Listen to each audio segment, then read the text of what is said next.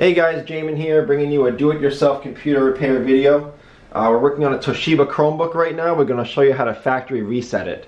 It's usually pretty easy with Chromebooks, so we'll show you how to do that. Make sure with any computer update or reset, make sure that it's plugged in. You don't want your battery draining when any computer is updating. You can screw it up. So make sure that it's plugged in. Although with Chromebooks it shouldn't be that big a deal because the reset is pretty quick.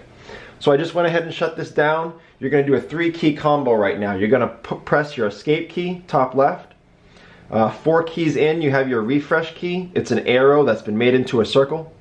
And then all the way on the right, you have your power key. So we're going to press all 3 together. Screen lights up, let go. And it comes up with this first screen saying your Chrome operating system is missing or damaged. Hit Control D. It'll change screens, asking you to turn OS verification on. Press enter, or off rather.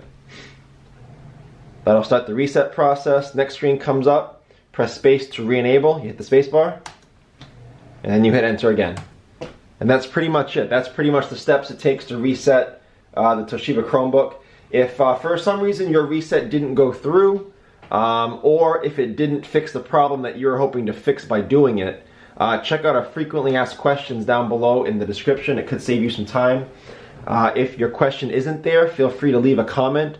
We'll try to get back to you at least a couple times a day to help you through what you're working on. So if this video was helpful, please like and share. Thank you guys so much for watching.